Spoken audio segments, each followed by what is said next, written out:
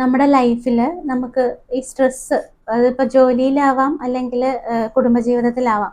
അപ്പോഴൊക്കെ നമുക്ക് വരുന്ന ഒരു കാര്യം എന്ന് പറഞ്ഞു കഴിഞ്ഞാൽ നമ്മുടെ ഡെയിലി റൂട്ടീൻസ് കറക്റ്റായിട്ട് ജോലിയിലുള്ള കാര്യങ്ങളും വീട്ടിലുള്ള കാര്യങ്ങളും നമ്മൾ ഉദ്ദേശിക്കുന്ന കാര്യങ്ങൾ ഒരു ദിവസം എന്താ ചെയ്യേണ്ടത് വെച്ചാൽ അത് കറക്റ്റായിട്ട് ചെയ്യാൻ പറ്റാത്ത ഒരു ബുദ്ധിമുട്ടാണ് നമുക്ക് വരുന്നത്.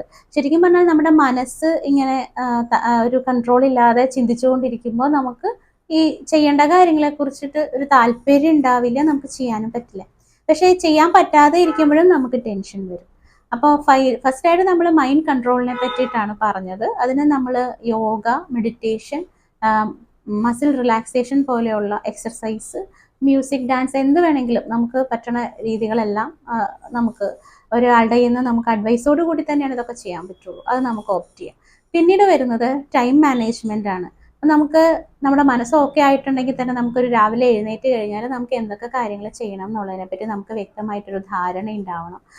ഇപ്പോൾ ഡെയിലി നമുക്ക് വീട്ടിൽ ചെയ്യാനുള്ള കാര്യങ്ങൾ, അതേപോലെ ജോലിയിൽ ചെയ്യാനുള്ള കാര്യങ്ങൾ, അതിന് എന്തൊക്കെയാണ് നമ്മൾ അത്യാവശ്യം ചെയ്യേണ്ടത് അത് നമ്മളൊരു പ്രോഗ്രസീവ് ഓർഡറിൽ നമ്മൾ കണക്ക് കൂട്ടിയതിന് ശേഷം നമുക്ക് ഒരു 4 കാര്യം ചെയ്യുകയാണെങ്കിൽ അറ്റ്ലീസ്റ്റ് 3 കാര്യമെങ്കിലും ചെയ്യാനായിട്ട് നമ്മൾ ശ്രമിക്കുക എന്നുള്ളതാണ് ടൈം മാനേജ്മെൻറ്റിനെ കുറിച്ച് പറയുമ്പോൾ. പിന്നെ ചില ആൾക്കാർ ഈ പറഞ്ഞ പോലെ ടൈം മാനേജ്മെന്റ് എന്ന് പറയുമ്പോൾ അവർ ഓവറായിട്ട് ജോലിയിൽ ഓവറായിട്ട് ഇപ്പോൾ ബാങ്കിങ്ങിലൊക്കെ ഉള്ള ആൾക്കാർ ഓവറായിട്ട് വർക്ക് ചെയ്യുന്ന ഒരു പ്രവണതയാണ് കണ്ടുവരുന്നത്.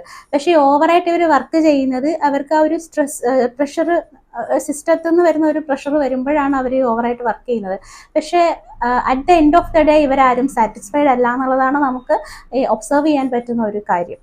അപ്പോൾ നമ്മൾ വർക്ക് തന്നെയാണെങ്കിലും നമ്മൾ ഒരു ദിവസം എത്ര ഒരു വർക്ക് നമ്മൾ ചെയ്യണം, ഹെൽത്തി മൈൻഡ് ആയിട്ട് ഇരിക്കണമെങ്കിൽ നമ്മൾ എവിടെ വെച്ച് നമ്മൾ സ്റ്റോപ്പ് ചെയ്യണം എന്നുള്ളൊരു ഐഡിയ നമുക്ക് എപ്പോഴും ഉണ്ടാവണം. ഈ ഓവർ വർക്ക്ഹോളിക് ആയിട്ടുള്ള ഒരു പ്രവണതയും ഇന്ന് സ്ത്രീകളുടെയും പുരുഷന്മാരുടെയും ഇടയിൽ കാണുന്നുണ്ട്. അപ്പോൾ ഓവറായിട്ടുള്ള ഈ വർക്ക് ചെയ്യുന്നത് നമ്മൾ കൺട്രോൾ ചെയ്ത് നമ്മളൊരു സേഫ് സോണിൽ നിൽക്കാനായിട്ട് പ്രത്യേകം ശ്രദ്ധിക്കണം. കാരണം നമ്മുടെ മനസ്സിൻ്റെയും ശരീരത്തിൻ്റെയും സന്തോഷവും ആരോഗ്യവുമാണ് at the end of the day നമുക്ക് തൃപ്തി തരുന്നത്. ഇതെപ്പോഴും ഓർത്തിരിക്കേണ്ട ഒരു കാര്യം തന്നെയാണ്.